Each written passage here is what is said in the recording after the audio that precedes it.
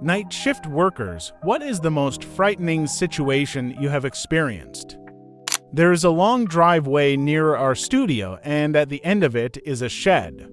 A naked man stood motionless about halfway inside it. He just stood there as if frozen.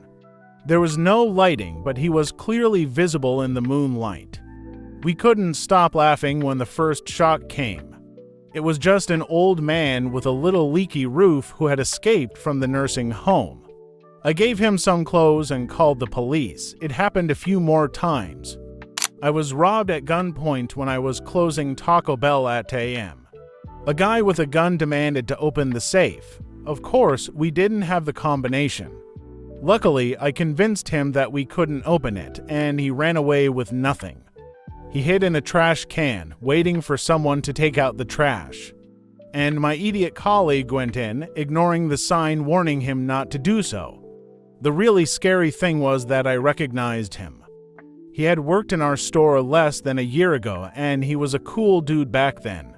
I desperately hoped he didn't remember my face. I worked in a coffee shop that was open late at the time. I was on shift with another colleague. One of our customers, a homeless man, came in obviously drunk and sat down at one of the tables at the back of the lobby.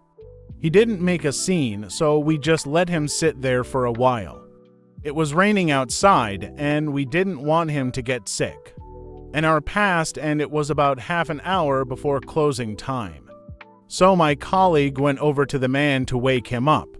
A moment later, he comes to me and says that we have a problem. Apparently, the drunken homeless man is not waking up, and he doesn't move at all. I did the only thing I could do in this situation. I called the police. The police showed up in a few minutes. They told me that this was quite a common thing for him, and he was their regular customer. They finally managed to pick him up and get him out of the store before we closed. I know, not particularly scary, but for a while we really thought the dude had given up the ghost. I used to be the only one who worked in the night support service of an IT company. I would come in when the last people left the office and stay there all night alone. About a month later, I started hearing noises in the office. Floor creaks, strange voices, or random breathing sounds as if someone was choking. At first, I didn't pay attention to it. The office was old, and old buildings often make strange noises. But then I noticed that when I went out for a snack or to the bathroom and came back, there were lights on that I hadn't turned on or cabinets open that I hadn't touched. I was 100% sure that some homicidal maniac was just hiding under my desk and waiting for the right moment to finish me off. It turned out that one of our managers was in the process of moving. Due to a scheduling clash, he had no place to live, so he moved into his office with the door closed. The squeaks were him trying to sneak into his office without telling me, and the sounds I heard were snoring. He was embarrassed by this situation, so he waited until I left my workstation to run out and get a drink or snacks from the cabinet. I was working in a factory when I saw a fox slip between the legs of a colleague who was napping in a chair at the time. We have a big problem with rats, so at first I thought it was a fucking huge rat. I was doing maintenance for a hospital that was about to close. I received so many calls from their phone operator that I was scared shitless. He was calling because the intensive care unit was sounding a blue signal for some reason, cardiac arrest. The only service still available at the time was an ambulance. Critical patients were stabilized and transferred to another hospital. There were no hospitalized patients. So I gave the standard answer. I'll take a look, of course, but this system is not working, but it wasn't a malfunction. Some guy managed to get into the building, even though everything but the emergency room entrance was blocked, and he had a heart attack. I don't know what he was doing there, although I suspect he broke in to steal copper. Say what you will, but he was in the perfect place to have a heart attack. They helped me get him to the emergency room, and that was the first and last time I heard from him. The guards never shared with me how he managed to get in. This spring I saw strange lights. My wife and I went to the river in the evening. When we arrived, it was already dark outside. We stopped at the dam to look at the stars, as we always do. Two very bright lights were shining in the sky not far from each other. We could not identify them as part of any constellation. Later we saw a third light, just as bright. It was slowly moving toward them, as if forming a triangle. I thought it was two planets and a satellite. Shortly before the moving object aligned with the others, we heard a splash in the river. Probably a fish. We looked down and maybe 2 seconds later looked up again. But all the lights had gone out. It confused us a bit because we were alone. We immediately got in the car and drove home. I was working the night shift at the hospital. At 4 a.m, I was walking down the corridor and saw a man standing in the semi-darkness, bleeding from his arm and shouting someone's name. It was a patient disoriented after surgery to remove a venous line, who I thought had been tied up to avoid further vein removal surgery. His arm was bleeding after the surgery, and the name he was calling out was his wife's name. He was asking her to pick up the kids from school. I worked the night shift in a warehouse that was still under construction and had closed areas where construction was underway.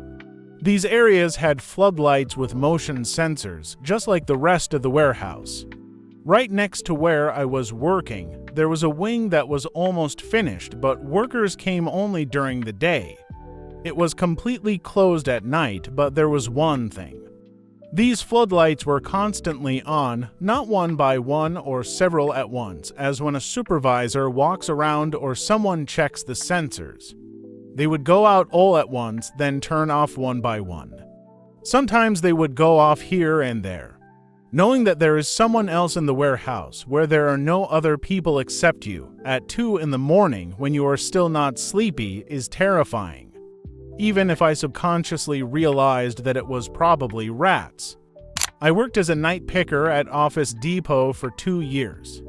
It was just me and one other guy in a locked store with an alarm system. The only available exit was the emergency exit. The first strange experience we had was hearing strange footsteps in the room. We were in the back of the office making advertising signs when we heard footsteps in the corridor. I remember we both stopped and just stared at each other. The footsteps reached the door and stopped. I checked and there was no one there. This happened at least 12 times. One day we were working as usual and around 2 a.m. the phone rang. My coworker picked up the phone and hung it up in a few seconds. The phone rang again. He answered it and hung up again. The phone rang again. The phone was almost bursting with constant calls. When it became clear that they were not going to stop at the other end of the line, my colleague picked up the phone again. "You have the wrong number. Stop calling here." I became interested in what was happening and asked him what was going on. He replied that it was some girl calling. The phone rang. He picked up the phone and turned on the speakerphone. "Why are you ignoring me? Why don't you just talk to me?" I tell her, "Ma'am, you have the wrong number. Please stop calling." We hang up, and she rings again. I say to my colleague, "Man, she must be crazy. Just ignore her and that's it." He answers again. I still get chills when I think about what I heard next. She cries and shouts, "I'm not crazy." And then she hangs up. She never called again. Since then, we've seen people out of the corner of our eyes a bunch more times, heard different voices, creepy sounds. When I went on my honeymoon, they hired a new guy to replace me. He lasted only 3 days. I ran into him a few weeks after I returned and asked him what happened. Why did he quit? He said he couldn't stay there any longer. He kept seeing all kinds of demonic things and hearing voices. Every person who ever worked there at night saw or heard things they couldn't explain. I work in a boarding school. Most nights I am alone with 8 residents who sleep well at night. It is usually quiet, but one day I heard a door slam very loudly. I immediately checked all the rooms and everyone was asleep. It may not sound like much, but all of our residents are wheelchair-bound. So I spent the rest of the night in fear. A few other strange things happened. Canned food fell off the shelf, a clock fell off the wall, the call light in the bathroom went out. I try not to think about it too much. During lunch, I was outside. I was sitting on the ground with my back against the wall. I fell asleep for a few minutes and woke up to a strange sound. There was a bush near me. I was extremely confused because there was no bush there before. When I finally woke up, I realized that it was not a bush, but a skunk with its tail up. And the strange sound that woke me up was a growl. I took a huge breath and held it, expecting to be gassed by the skunk at any moment. Apparently, the sound of the inhalation scared him because he quickly flushed. It took some more time for my heartbeat to normalize. Friends, thank you for watching. Write your horror stories in the comments below the video. Dear friends, thank you for every like, comment, subscription, and call. Thank you for watching to the end. See you in the next video.